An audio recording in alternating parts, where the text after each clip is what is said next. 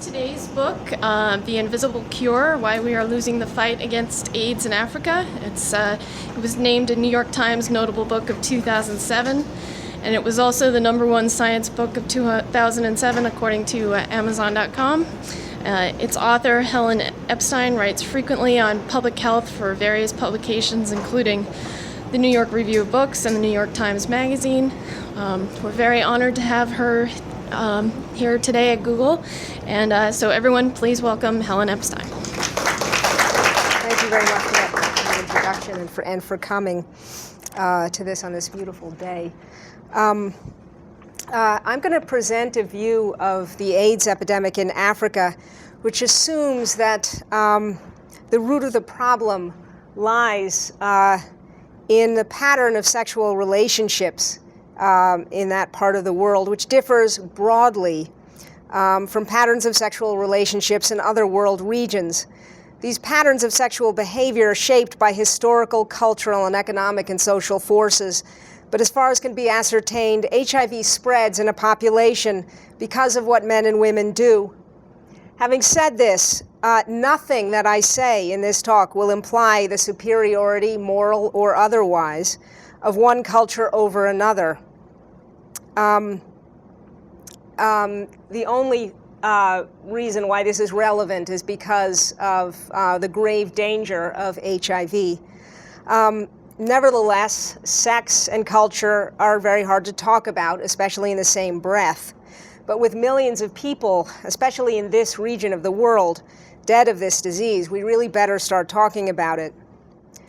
I actually started out working on an AIDS when I was a postdoctoral researcher in California, and I went to work for a company called Chiron that was trying to make an AIDS vaccine back in the early 1990s.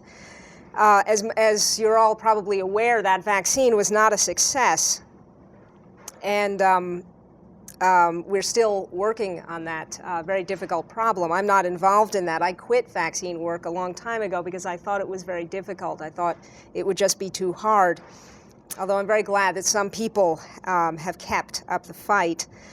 But I've continued to think for the past 15 years or so about what we could do in the meantime to fight this infection. And eventually I realized, with the help of many others, that there were a lot of HIV prevention programs out there that really weren't working very well. And then I came to see that a lot of these programs were motivated by assumptions about what Western experts thought would work, but then didn't. Meanwhile, a small number of other investigators were taking a more pragmatic approach and asking questions such as, what is the reason for the severity of the AIDS epidemic in this part of the world, and what does this tell us about what would be the best ways to fight about it? And that's pretty much how this is going to be organized, this talk. So I'm going to deal with this. The talk and the book deal with this part of the world, which is the east and southern rim of the African continent here. And in addition, some of you may have noticed Zambia is missing here, but should actually be included in this included in this map. The artist forgot to draw it. Whoops! But it should be right here. Oops. Anyway, it should be just above Zimbabwe. This region is home to about 3% of the world's population, but roughly half of all cases of HIV infection occur here each year.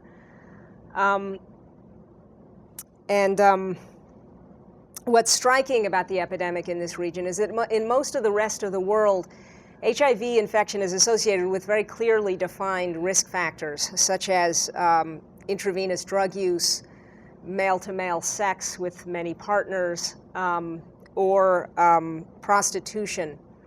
But in this part of the world, just about everybody is at risk. Everyone from cabinet ministers and teachers, doctors, everyone, down to the women selling tomatoes on the street in the market or wherever. And to illustrate this, Mark Shields of USAID drew this sort of diagram, which is very rough, but just to give you some sense of who's at risk of HIV in Zambia in 2002. and this is based on a sort of quick and dirty modeling study he did.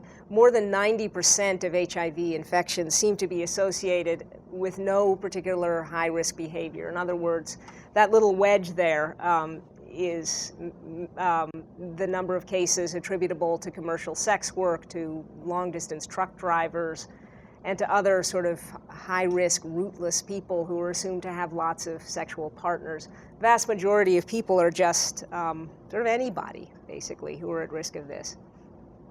Now, how do I get the pointer? I don't know. Okay. The other thing that's sort of striking and that struck me and I think others sort of early on is that it really doesn't look as though people in this region have particularly high numbers of sexual partners. Back in the early 1990s, a number of researchers were conducting sexual behavior surveys in countries all over the world, and here's just an example of 3 that were analyzed by Martina Morris of the University of Washington. And among the many questions people were asked were, how many sex partners have you had in your life? And as you can see, here we have Uganda, Thailand, and the US in 1994, where the HIV epidemic was a vastly different scale. 18% of adults, 15 to 49, were estimated to be HIV positive in Uganda. Thailand, 2% of adults were estimated to be HIV positive. In the US, fewer than 1% of adults were estimated to be HIV positive at that time. And if you ask heterosexual men and women how many partners have you had, the fraction who said 10 or more was, as you can see, higher in the United States on average than it was in Uganda, where the HIV epidemic was 20 times higher, at least. And the winners of this contest seem to be the men in Thailand, 65% of whom had more than 10 lifetime partners. And that's probably because there's a sort of tradition of going to sex work. Half the men on this survey had visited commercial sex workers, prostitutes, on a fairly regular basis, maybe 5 times a year. There's a kind of tradition of men going out to brothels together, I guess, there. But that doesn't seem to be the case. That seems to be sort of much less common sort of behavior than you see, as I'll show you in a minute. That seems to be quite rare in Africa, or at least much rarer there. So very early on, this is just an example of this, there was this an assumption that one of the factors that was driving the AIDS epidemic in southern Africa was the migrant labor system. And here are a bunch of, back in the, when the British and the Dutch first settled in southern Africa, they discovered gold and diamonds, especially around this area, around Johannesburg in southern Africa, back in the 19th century.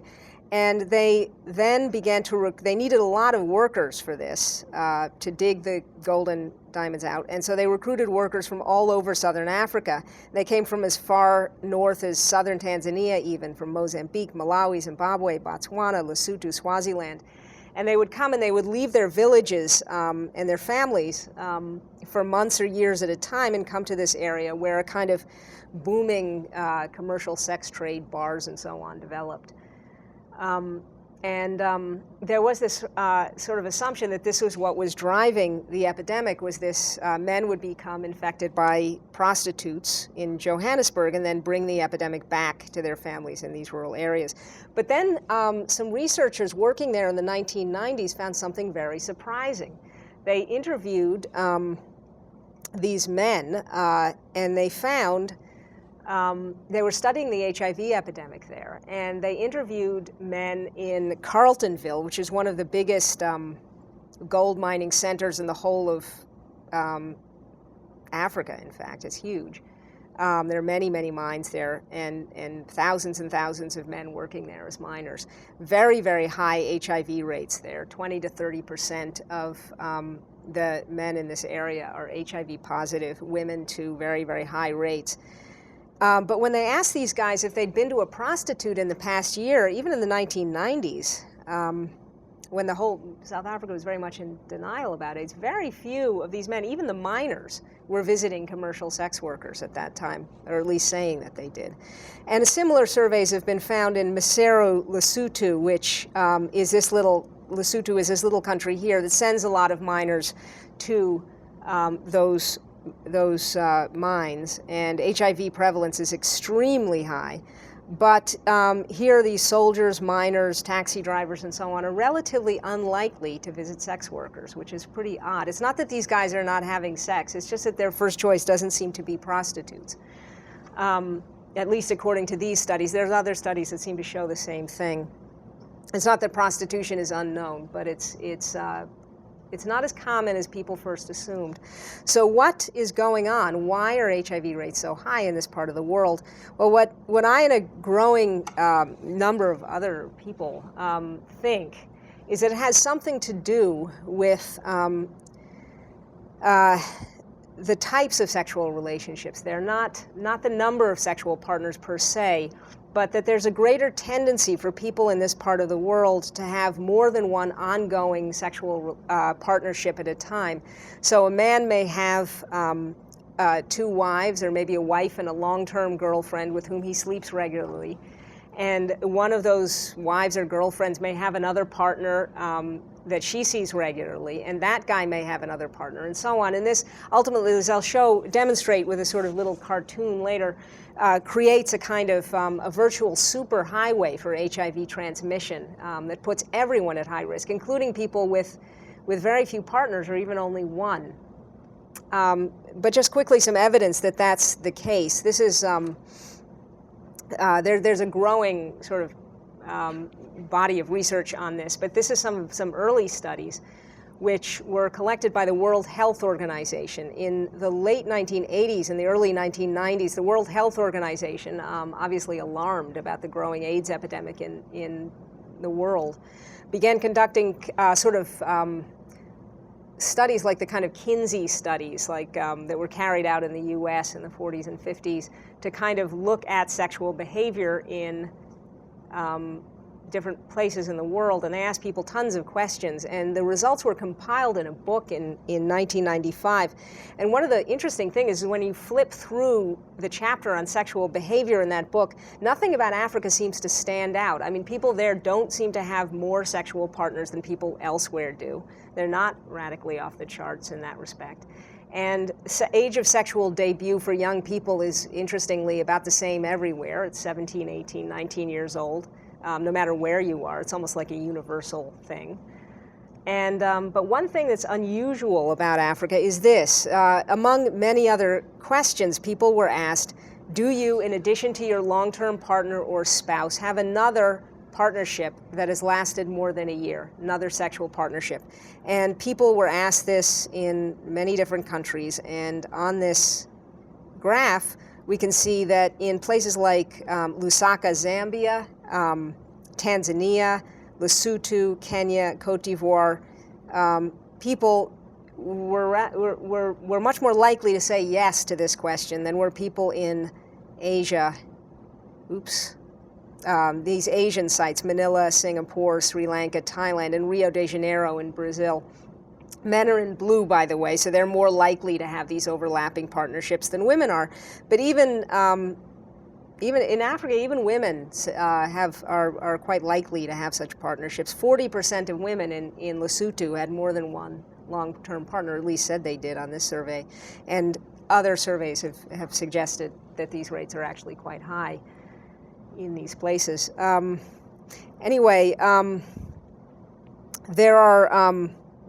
There's a sort of long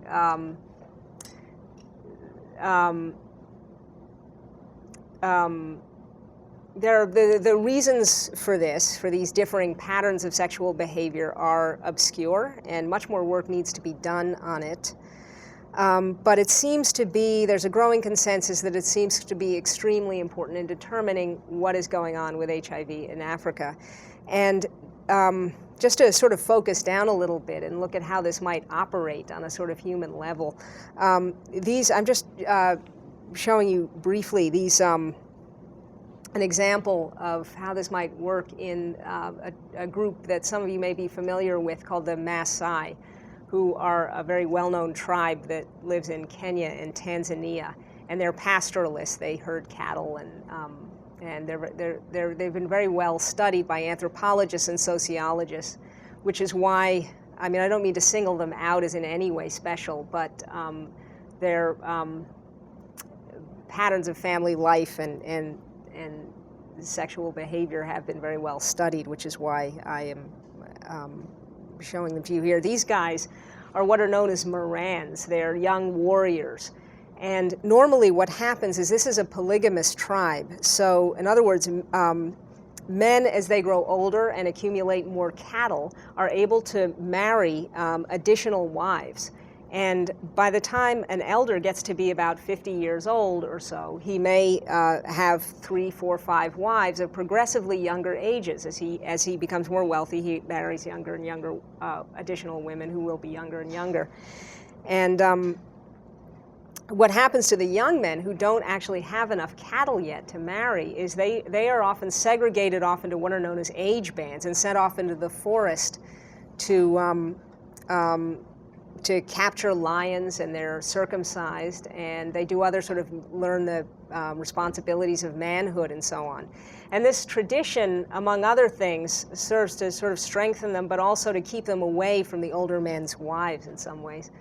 But sometimes one of these men will actually sneak back into the village and have a relationship, often a long-term one, with one of the younger wives of one of the patriarchs. And everyone sort of knows that this goes on, but people don't speak of it. And if a child is born, it belongs technically to her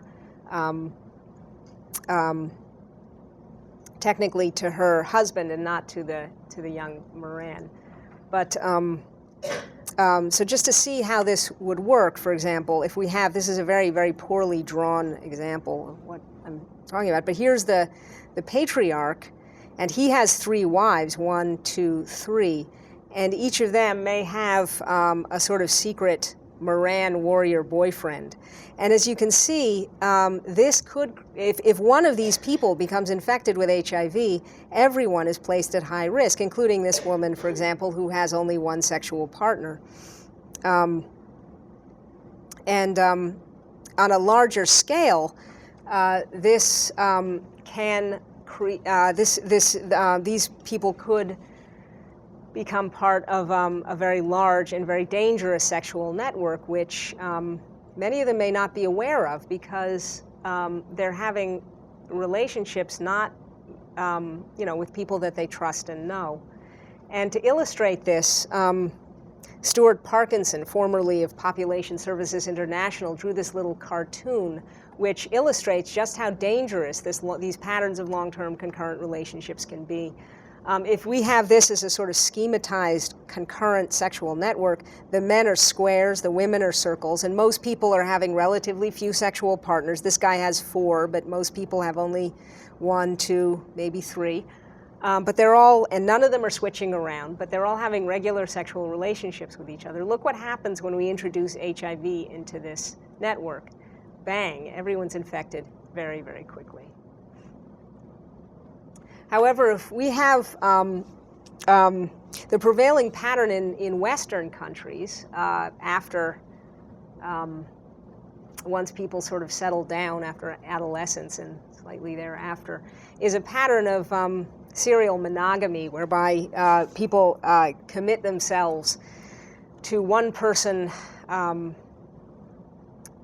sort of at a time for months or years or sometimes decades, but then sort of switch off to someone else. We have this kind of romantic ideal that you're looking for one special person, and this is responsible for a lot of problems in our own culture because it's very hard to find that one person. However, it's much safer from the point of HIV for reasons that I'll illustrate now. If we have a bunch of serial monogamists here, and one of them becomes infected with HIV, as you can see, even though there's all this bed hopping going on in the background, he only puts his one partner at risk of HIV. And all these other people can be switching around, but until these two people break up and move on to other partners, everyone else is safe. So this slows the virus way down in terms of sexual networking. And that may be one of the things that's protecting people in the West from infection. As you can see, another factor which people should be aware of is that in addition to this network effect, HIV is extremely easy to transmit during the first 3 weeks or so after infection. So in other words, if someone is recently infected with HIV, the virus proliferates and grows very rapidly in the blood. And then the immune system comes and sort of kicks in and starts fighting the virus. And it's only then, after those 3 weeks, that one is positive on an HIV test. But during this very dangerous period, when a newly infected person's blood is teeming with virus, they won't even show up as positive on an HIV test. But anyone they have sex with is extremely likely to get infected. And so if someone is sleeping regularly with more than one person, he's very likely to infect them both. Whereas our serial monogamist, if he gets infected, he may infect his partner of the moment, but then the virus won't be passed on until, they won't put anyone else at risk until sort of months later, by which time the likelihood of transmission will be much lower because the virus have been sort of knocked down in the blood of both of them. So this makes serial monogamy even safer. So what do you do about this? It's very, very difficult, because if you look at this diagram, one of the things that it suggests right away is that a lot of what we've been told about HIV prevention, there are reasons to suspect that, looking at this diagram sort of helps explain why so much of what we've tried to do in HIV prevention really hasn't worked. For one thing, these are all long-term relationships involving very strong social, emotional, financial ties and so on. So they're very, it's hard to get people to use condoms consistently in such relationships. Even gay men don't use condoms consistently with their primary partners. People use them in casual relationships and with prostitutes and so on, but it's very hard to use them over the long haul in a long-term relationships. Also, because these partnerships are very powerful, it's very hard to get people to think of, perfect abstinence and monogamy and so on. These relationships are very hard to break. So encouraging universal monogamy is also going to be a hard sell as well. So what do you do? Well, one thing you can do is look at where HIV rates have fallen in the past, and I'm going to talk a little bit about some of those places. But first, just to prove to you that HIV incidence can fall very rapidly. This is from a recent Centers for Disease Control fact sheet, and don't worry too much about it might look a little bit complicated, but just look at this blue line here.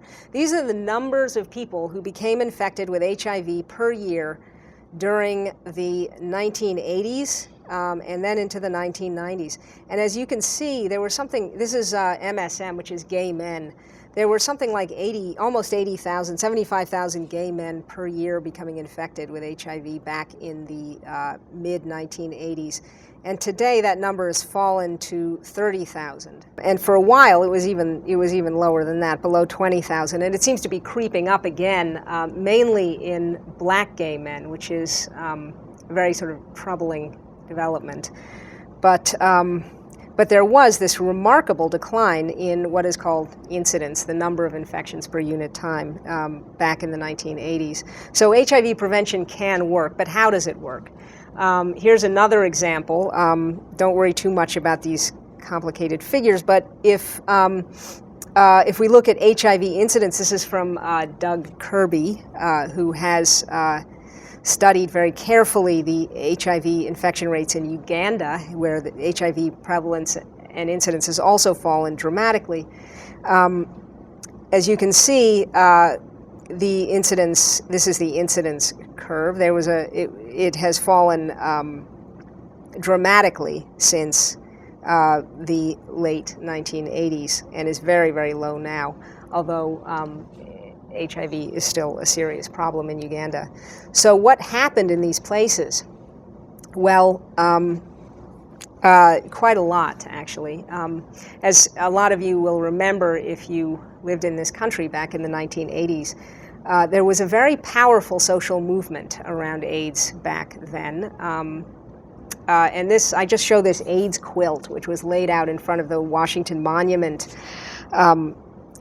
which was, each one of these little squares was drawn by the family and friends. It was sewn by the family and friends of someone who died of AIDS. And I just show this to demonstrate how indefatigable this movement was. I mean, there were plays and poems and marches in the streets and a lot of very compassionate care for people who were sick and so on. And at the same time, there was very pronounced changes in sexual behavior. There was, this is just one example of that, of changes in the fraction of men with multiple anal sex partners in a study from San Francisco showing that rates of multiple partner sex actually fell very rapidly from the mid-1980s to the end of the 1980s.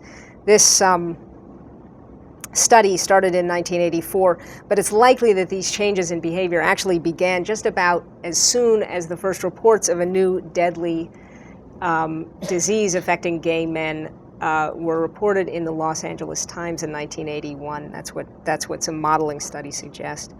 And something similar happened. Condoms, by the way, were also very important in this.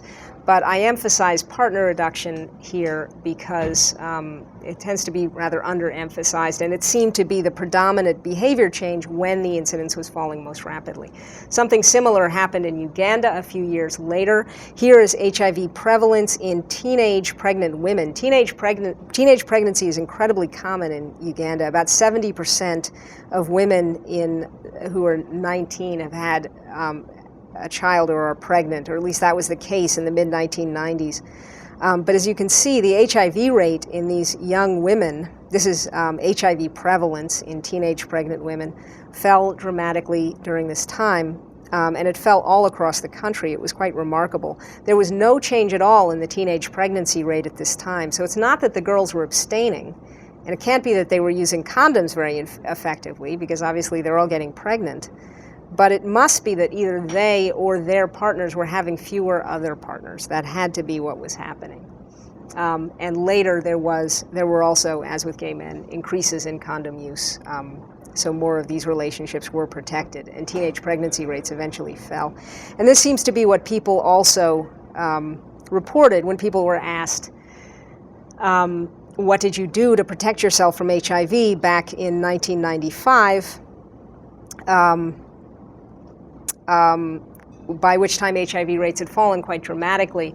Most people said they either delayed having sex or stopped having sex or restricted to one partner. Relatively few at that point said that they started using condoms.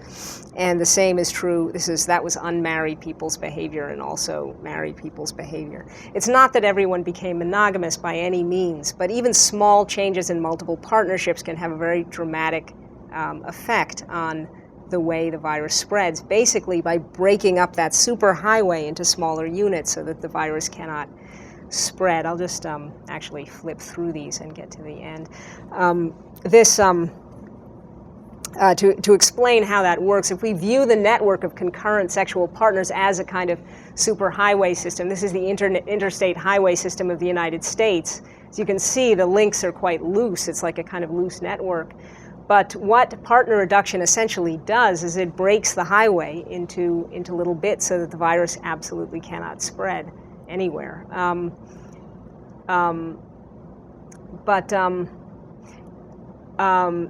it looks as though everywhere where HIV rates have fallen, there have also been HIV declines in Zimbabwe and Kenya and other countries recently where partner reduction seems to be very sort of remarkable feature of that decline.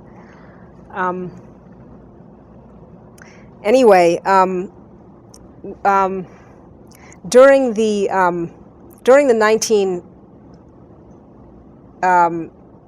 1990s, Uganda was the only country that actually saw and HIV decline. HIV rates across the rest of the continent were absolutely soaring everywhere else. Here are HIV rates in pregnant women from Francistown in Botswana, KwaZulu-Natal in South Africa, Harare, Zimbabwe, and so on, where HIV rates are just soaring everywhere else. And Kampala, which is the capital of Uganda, as you can see, HIV rates are rising throughout the 1980s and then begin to fall. So what happened in Uganda, and why didn't it happen anywhere else until very recently? One thing is, just as among gay men, there was a very powerful social movement there. I was actually working in Uganda, working on the AIDS vaccine project in the early 1990s, and what I remember is that there was an enormous amount of talk about AIDS, very open discussion about it, a lot of a sort of very compassionate home-based care movement. And in addition, Uganda had a women's rights movement that actually has very deep roots going back to the early 1900s, in fact. It's one of the oldest women's rights movements in Africa, perhaps the oldest. And these women sort of took HIV sort of on very much and talked about it in their workshops and seminars and village meetings and so on.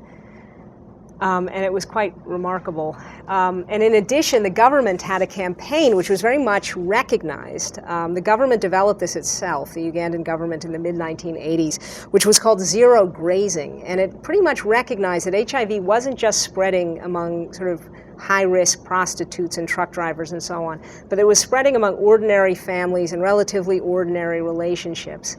And that it sort of recognized zero grazing as an agricultural metaphor that essentially means stay within your plot.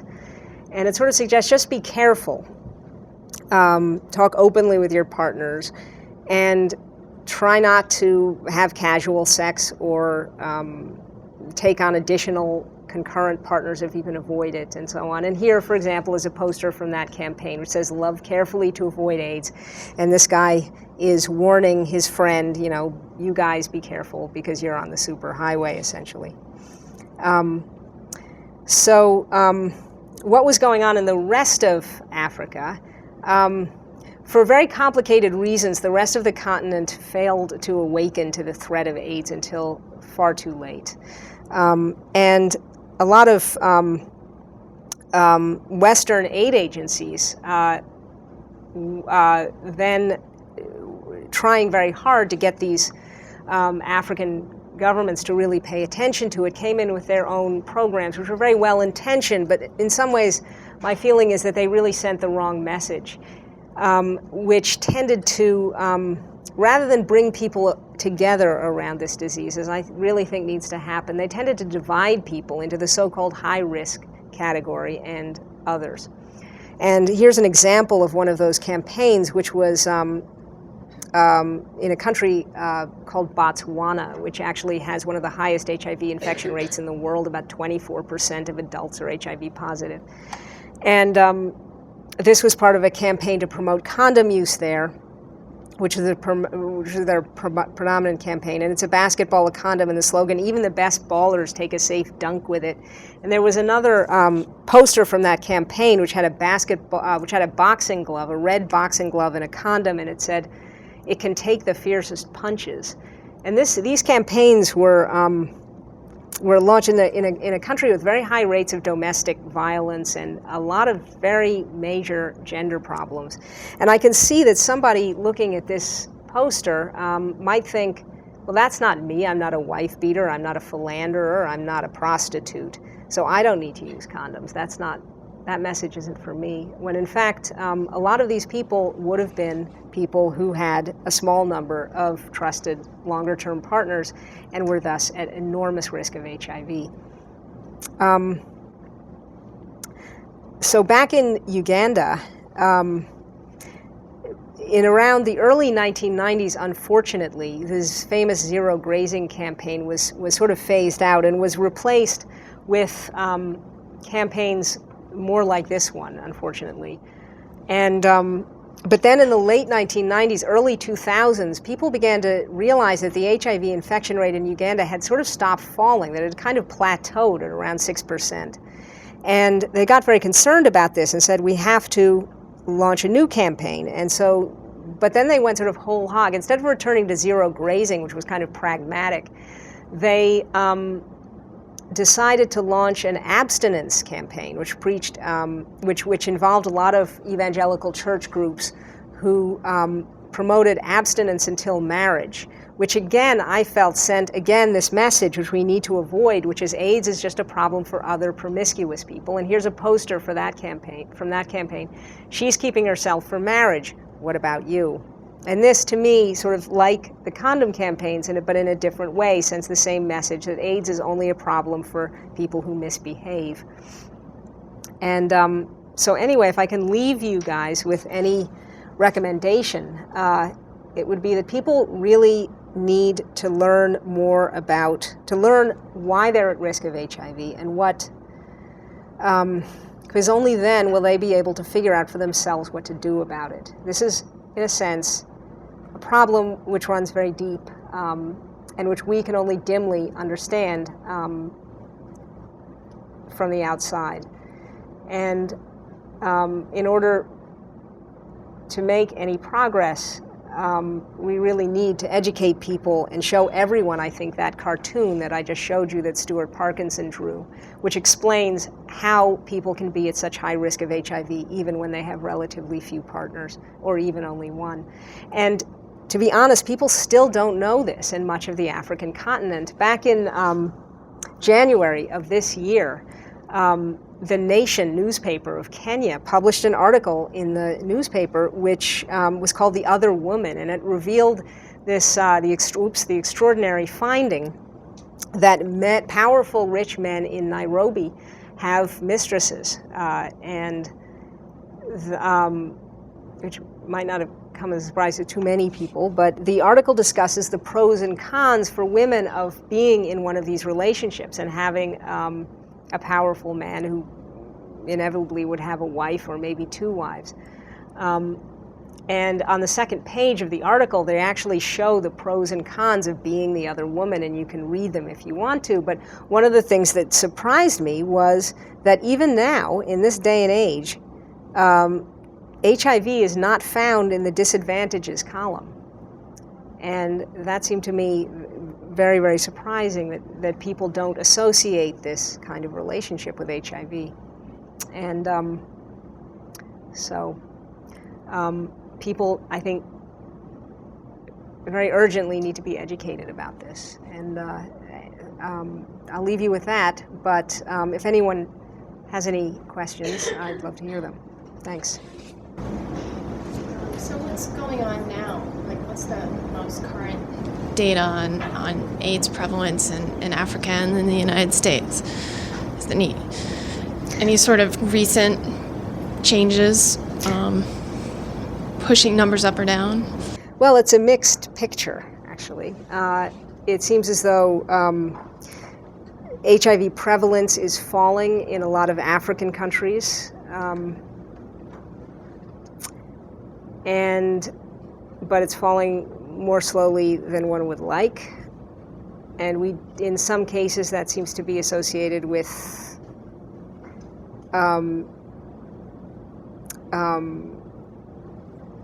behavioral changes that are protective. And so people are getting the message about reducing their partners and using condoms, which is great. In other places, those changes need to be accelerated, I think. And in the United States, we are seeing increases in some groups. And what's really disturbing, actually, is that the HIV rate in gay men is starting to rise again, which is very disturbing. It's not nearly as high as it was in the 1980s, but it is starting to tick up again, which is very worrying. And the HIV infection rate in the Black community, heterosexual as well as homosexual, is extremely worrying, and much more needs to be done to explore why that is. I think we don't understand enough about why that is and what to do about it. And I think there is a growing movement, actually, to address it more aggressively, actually, among Black leaders, which is overdue. Thanks for taking the time to speak with us today. Could you tell us about how accepted your perspective on the importance of concurrency is right now among mainstream press and definitely among Scientists. the scientists? Yeah. This hypothesis, I should have said, sort of has the seal of approval of a large number of researchers and agencies working to fight AIDS in Africa. The U.S. Agency for International Development is in the process of launching large-scale campaigns around this issue. The government of several African governments have begun to recognize this as important too, including when I was at a large AIDS conference in Mexico City recently. Government leaders from Botswana, from South Africa, and from Zambia, and increasingly from other countries have recognized how important this is and how overlooked this factor is in driving the epidemic in Africa and how important it is to address it. So it's very much current and accepted. And the Southern African Development Community, in fact, in 2006, did highlight long-term concurrent relationships as one of two key drivers of the epidemic in Southern Africa. So I think it's pretty much, the other key driver is lack of male circumcision, which is interesting. I didn't talk about that, but I can if anyone's interested. Yeah. I was just curious, I know the message has a lot to do with the success, especially with Uganda, like what they were saying. Mm-hmm. How much do you think you can attribute to the source of the message? Like having international aid groups come in as opposed to the government themselves? It's not just what you say, it's how you say it and who says it. And I think that that's incredibly important. And I think one of the problems with the condom campaigns, and to an extent the abstinence campaigns too, is that Africans themselves didn't believe that condoms would work because they are not widely used traditionally, and they are not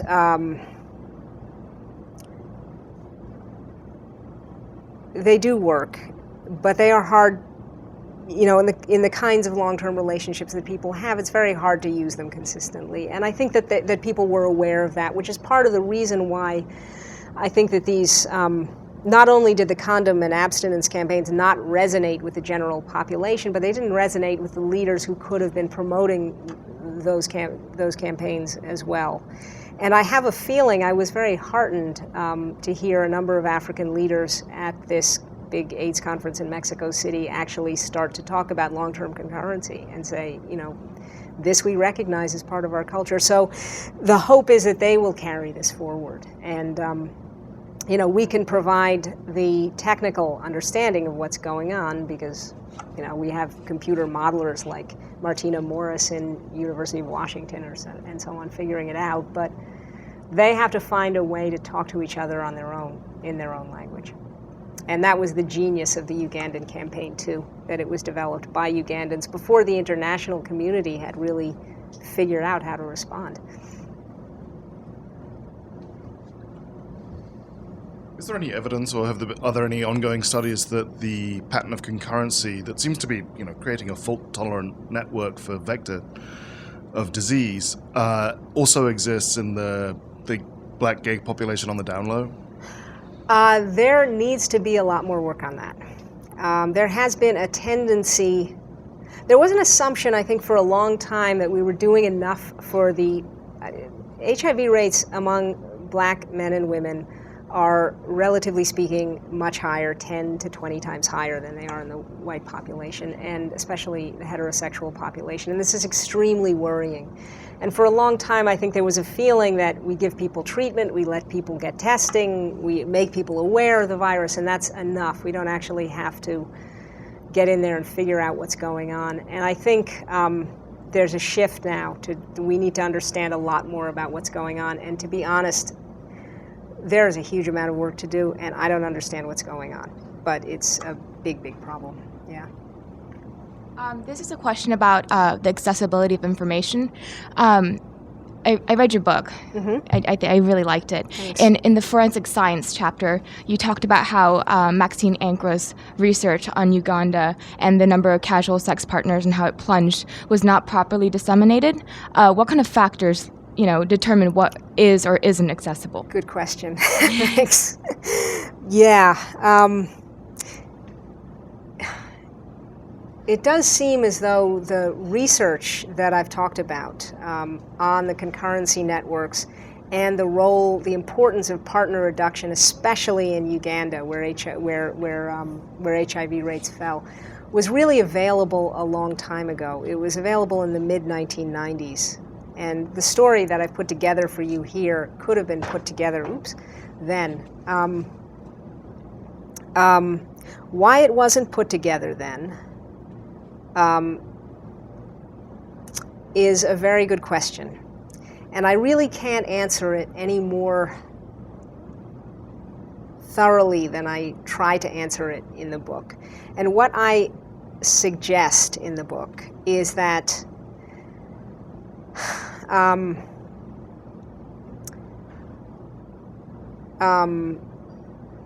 there was a feeling that, especially that the international agencies that had grown up to fight the AIDS epidemic in Africa, such as the UN AIDS program, at that time USAID as well, had really sort of cut their teeth in the population movement, promoting contraception in developing countries, which they'd been doing since the 1960s and 70s. And that was what they did. That's what they knew how to do. And I think that a lot of the evidence for this was overlooked because there was a feeling that they wanted that they wanted to push the kind of programs that they knew how to launch, which were promoting condoms, promoting services for care for sexually transmitted diseases, promoting HIV testing, those kinds of services which very much grew out of and are similar to the kinds of family planning programs that had been running for years. And it's not that any of those programs are bad, they're good, they're obvious things to do. It's just that they didn't seem to they haven't had much impact on HIV prevention. And in a sense that could have been predicted, and the data was there, and it was overlooked, and it's a tragedy. And that's all I have to say. What are the major differences between that part of Africa and the other parts of Africa? Because they're certainly not the only polygamous parts of Africa. You talked about circumcision. You talked about what are the other differences between that and the other parts of Africa? Thanks for that question. I really should have mentioned that, and I am grateful for that question, which is that what people think at the moment is that one of the HIV rates in West Africa and North Africa are much lower than they are in East and Southern Africa. And there are probably two main reasons for that. There may be others, but what people think at the moment is that in the predominantly Muslim societies of West Africa, male circumcision is nearly universal. And this means 3 randomized trials have shown that men who are circumcised are 70% less likely to contract HIV. It's like a permanent sort of partially effective vaccine. It's not completely protective, but it is a very, very powerful thing. And if enough men are circumcised, that protects women too, because the prevalence of your likelihood of encountering a guy who's HIV positive is lower. So that seems to be what's keeping HIV rates lower, below 10%, in most cases below 5% in most of West Africa. And in North Africa, you do have polygamy, but you have a combination of universal male circumcision plus very powerful surveillance of women's sexual behavior. So men may have multiple wives, but women really are kept under very close control by their male relatives and do not have multiple partners predominantly. And if they do, they're very severely punished for it. And so the chain is not really linked up. I mean, if a man gets infected, he'll spread it to his wives, but they won't spread it anywhere else. So I think that combination of factors seems to be what's at work there. Thank you very much for coming to see us today. It was a great talk. And right now I'd like to, have signatures and Sure. stuff. Great. Thanks so much.